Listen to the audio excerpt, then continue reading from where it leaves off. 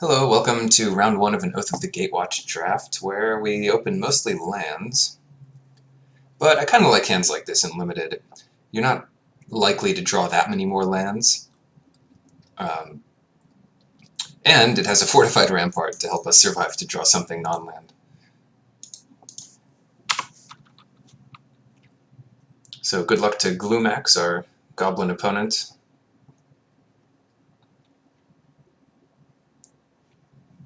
They took our Prairie Stream. Not that we wanted it, we didn't really end up in blue at all. So that was a nice draw. We get to play a 3-drop now, curve out pretty well into 4-drop. Alright. Yeah, usually, having lots of lands in your hand won't change the likelihood that much that you'll draw them, but that's talking about a 60-card deck or a 100-card deck. In 40-card deck, it actually makes the most significant difference to what you will draw.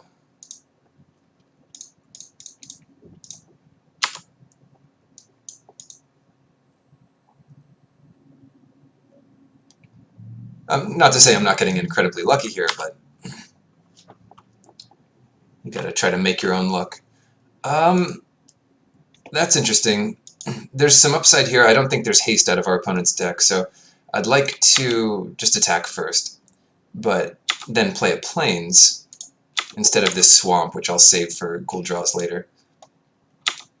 Because we can get black mana off of this fortified rampart here. Gonna do this in a strange way, but there we go.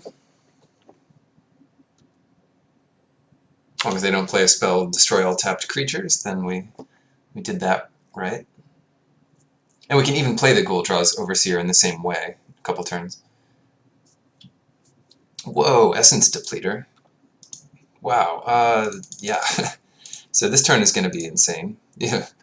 This is about as perfectly as we could have drawn considering what we started with. So we're actually doing 7 damage this turn and gaining, well, 8 really. They go to 9, if they take it all. I imagine they do. Oh, 10. I must have missed something. Target opponent loses a life, you gain a life.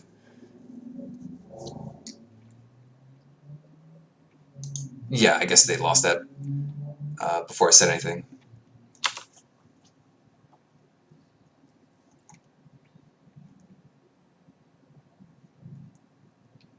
Okay, so no colorless yet from the opponent. But even if they had it, it would only mean being able to block the Essence Depleter, which is such a high priority for us. I wouldn't attack into open mana anyway, unless there was no possible trick they could have.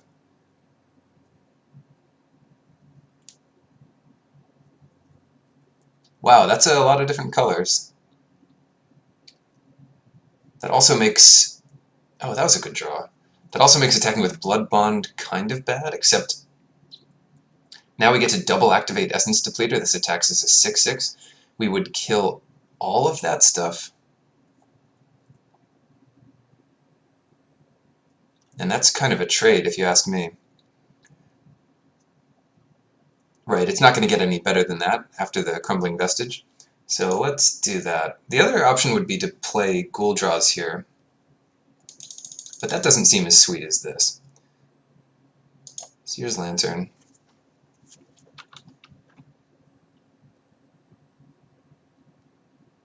They might just concede. They're like, oh god. Yes, okay, so that was an absurd draw.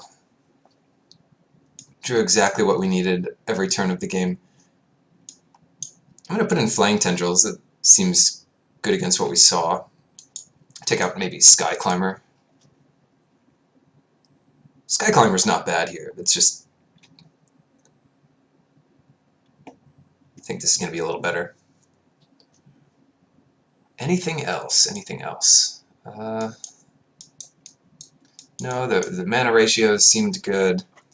Wastes would have been a good draw there. That's about what we want. If we see an enchantment, we can bring in Feldar Cup, but we didn't see that yet.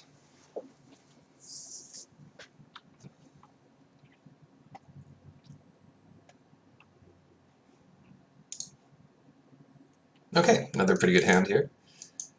And we get to try to play Flying Tendrils before the familiar.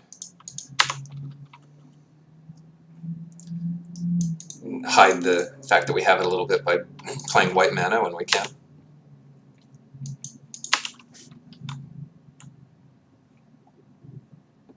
So here comes a 2-drop. Our friend Stalking Drone again. Oh wow, yeah, so Fortified Rampart doesn't hurt. And then if we see... Yeah, if we see another 2 toughness creature, that'd be ideal. I guess there's no reason not to attack there, but if not, then I think...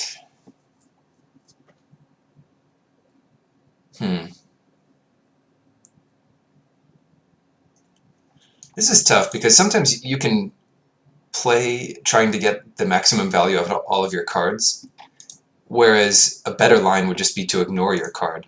And a better line here might just be to play Malakir Familiar. I'm going to do that. I mean, right now, there's no pressure on the board from our opponent's side, so let's put our own pressure down. And if Malakir Familiar is dealt with and another creature comes out, then Flying Tendrils could be good later. But sometimes it can be a mistake to play a card in your hand. Harvester Troll. Okay. Right. So they lose a forest. They still have no good attackers past our wall.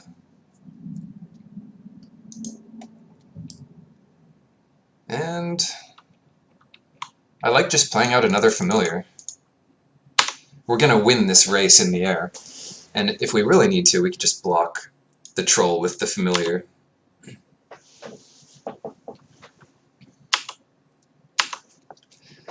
Next turn, we'll be able to play Seer's Lantern and hold up Make a Stand. Oh, Prophet, yeah, missing some colorless mana over there.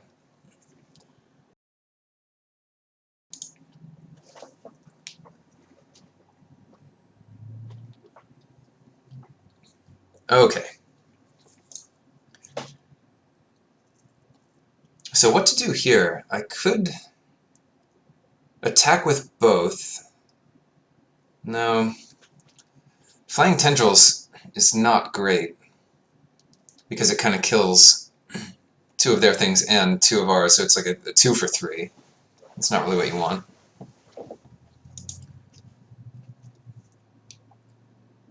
Alternatively, I'm not so worried about this 1-2 before colorless mana happens. Yeah, alternatively, I'll just play Seer's Lantern and attack with 1 of the familiars, and that still leaves us in a pretty good spot here. Okay. Now we hold up Scry, we also hold up Make a Stand. I don't know if I want to run out and Make a Stand. Alright, alright. But if something strange happens after this block, I could use Make a Stand. As it is, I would just like to trade in the air. That makes Flying Tendrils a bit better. Do I want this? No, there's not too many reasons to get colorless sources, and we haven't drawn it yet. Oh. Yeah, I didn't really think before I played there. I should have played the Overseer first and then played the Swamp, but as it is, I'll just hold the Swamp in hand. And there's not much bad that can happen. Worst thing is opponent finds colorless source. People take colorless sources pretty highly in draft, except the wastes.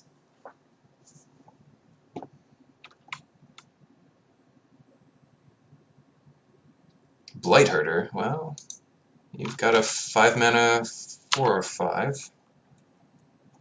The spawn wouldn't even be that good versus the tendrils here. It would just mean the Stalking Drone survives. So then, what can we do? We can actually attack for 9.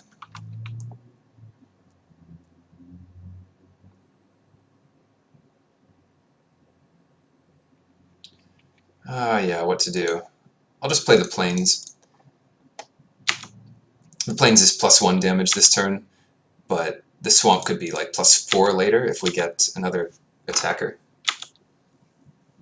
Yeah, so it's not going to be worse next turn, unless a blocker happens.